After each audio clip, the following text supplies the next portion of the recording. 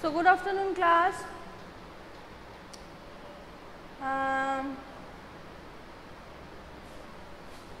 There are 5 people today. Let me see.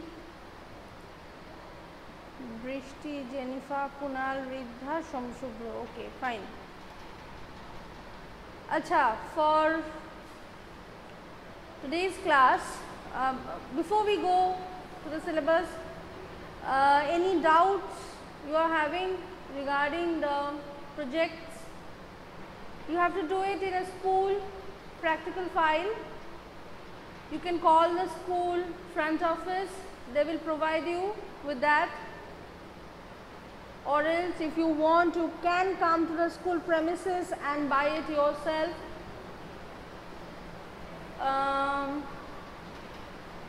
Anything else which you want to know?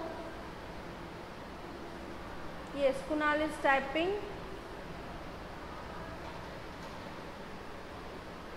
Riddha also.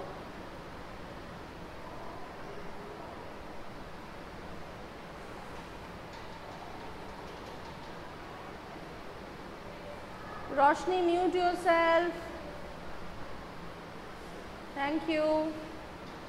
Yes, Kunal and Riddha.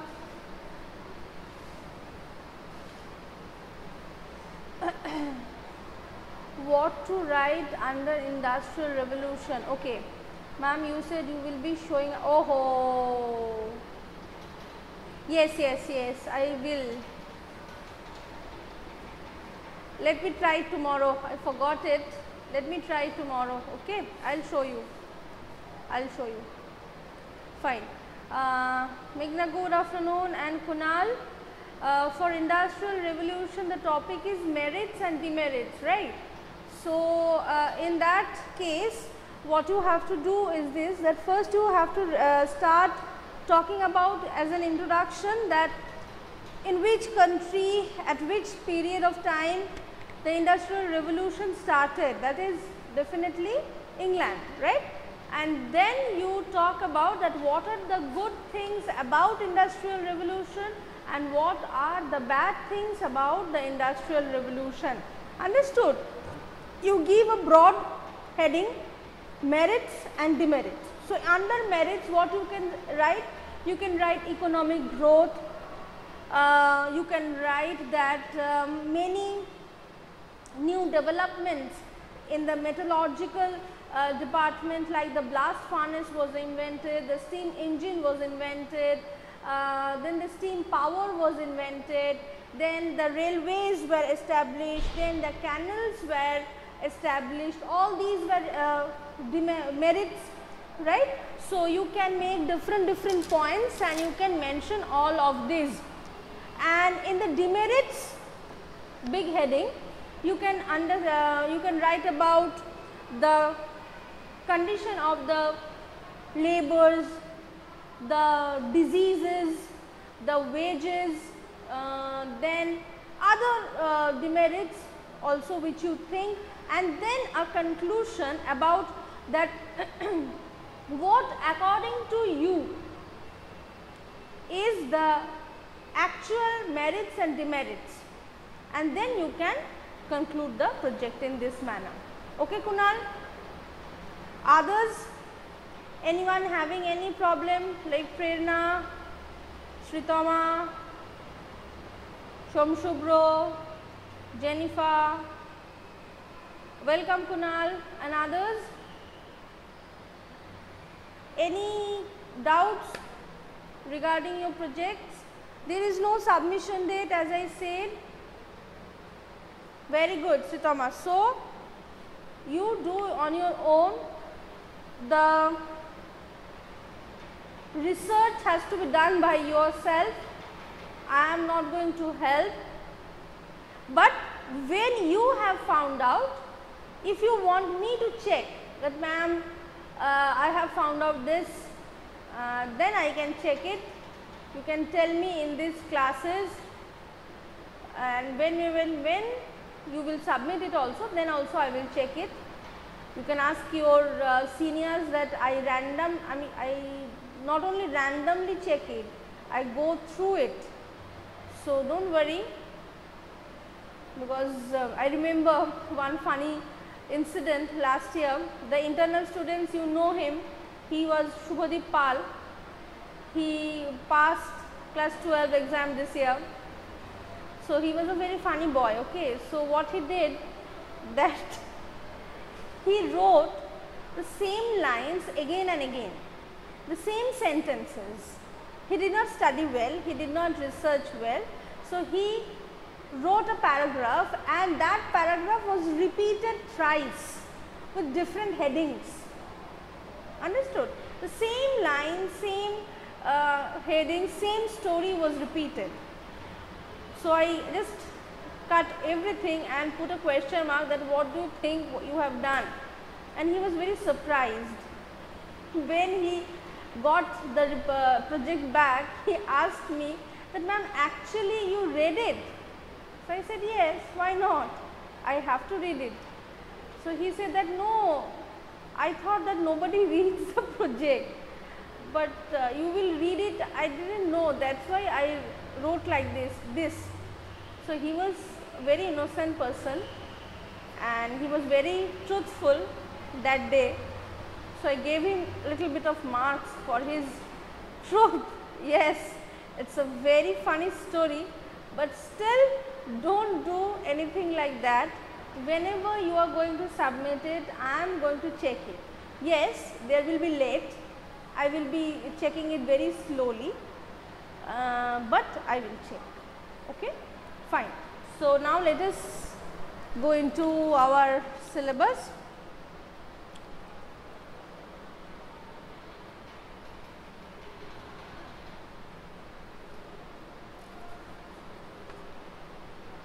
Okay, today we are going to start the steam power of England. What is a steam power? You know that water energy or the hydraulic power, there is the energy or the power of the water was used as a mechanized power for a long time to push something, to take out something from the mines. In the Roman Empire, we have heard it that they have used hydraulic powers, right? So hydraulic power was used in ancient periods and in the medieval period. But later on, it was seen that steam power was more powerful than the hydraulic power itself. Steam power is more powerful. How? When we were small, when we were like your age, we heard a story that James Watt, who actually invented the steam engine in a proper way, he saw his mother making tea, and he saw that his mother put water in the kettle, and the kettle was put on a fire, and then after a certain time the kettle top of the kettle started rattling, মানে যেটাকে আমরা কেটলির ঢাকনা বলি, rattling. They started rattling, and he was a small kid then, and he got afraid. He called his mom and said that there is a ghost. Some ghost is there in the kettle and he is rattling the top. Then his mother said that no, there is no ghost. See, she removed the kettle top and showed that there is only the water, and as soon as she removed the top, a hot air came up. So she said that this is a steam, that's why it is rattling, it's moving.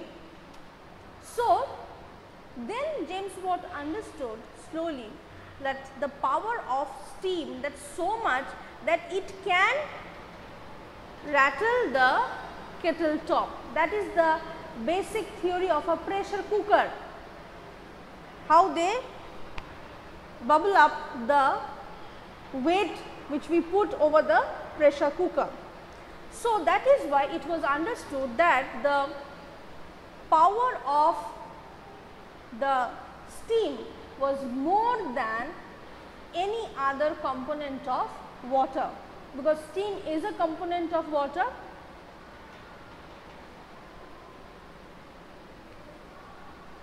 That means there was a blockage in the nozzle, right Shubhra? If there is only a blockage in the nozzle where the hot air should come out, if that area is blocked, then the pressure cooker will explode. It happens sometimes and it's very dangerous, very dangerous, but it is as well as funny. The pressure cooker is exploding. Okay, fine. So the steam power provided pressure at high temperature that enabled the use of broad range of machinery. This meant that steam power was the only source of energy that was reliable and inexpensive enough to manufacture machinery itself. So what they are saying, that it is very inexpensive. You need only water to boil. Water is everywhere. You bring the water and boil the water. Then the steam will be created and that steam will work anywhere, in any place, and that will create a wonder.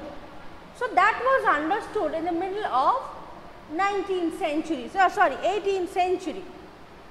But before that, the steam power was first used in mining industries. Okay. Flooding in mines was a serious problem. So Thomas Savery, he was a man who built a model steam engine called Miner's Friend in 1698 to drain mines. That means when the mines are full of water, sometimes coal mines, they are full of water. So that time it is not possible to work there until and unless that area is dry. So you have to pump out the water from the mining area. So for that pumping purpose, a steam engine called the Miner's Friend was used, and this Miner's Friend was made by Thomas Savery. But this engine worked very slow in shallow depth and the boiler burst under too much pressure. But this engine had some defects. What are the defects? The defects are that it used to work very slowly and it could not go in much deep. In a very shallow depth it can work, and if you use it continuously for a long period, then the boiler bursts out. Then the boiler of the machine, it bursts out and the machine stops working. So it has some defects, right? So after this, another man whose name is Thomas Newcomen, he built another steam engine. He built another steam engine in 1712. This also had a major defect of losing energy due to continuous cooling of the condensing cylinder. What is it? The previous machine used to burst out because it became very hot. So in the same next machine which was invented, the man who invented it, he put a cooling cylinder inside. Like in every computer there is a fan for cooling the machine. Like when I am taking your class, there is the UPS standing beside me, and in the UPS I can see the fan is just rolling, and this fan is working too. The two fans are working. These two fans are working to cool out the machine. But if these two fans, while cooling the machine, takes all the energy, then the UPS could not work properly. So that happened with the next engine of Newcomen, that the cooling machine, the cooling condensing machine, the cylinder, they took most of the energy from the machines. Understood? Which? Next what we knew, that James Watt came up. James Watt developed his machine in 1769, and his invention converted the steam engine from being a pump into a prime mover. So, this was invented by James Watt.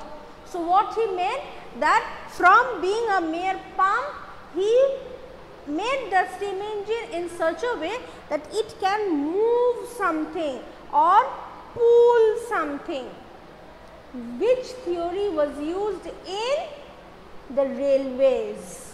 That is why the railway engines are known as steam engines. So, that engine was made by James Watt. But James Watt was the inventor. He didn't have money. So, he was produced, he was given money by Matthew Boulton, who was a very rich person. He sponsored James Watt, gave him money to make his own factory. So, James Watt made his own factory known as Soho Foundry in Birmingham in 1775. From then onwards, he started to invent more and more steam engines and started to supply it in the market of England. By 1800, the steam engine technology was further developed with the use of lighter and stronger metals. And in 1840, British steam engines were generating more than 70% of all European horsepower. That means by 1840, mid-19th century, most of the work was done by the steam engine. The steam engines developed in such a way that in every aspect, in every factory, in every machine, the steam motor or the steam engine was introduced. Understood? Any questions, any doubts?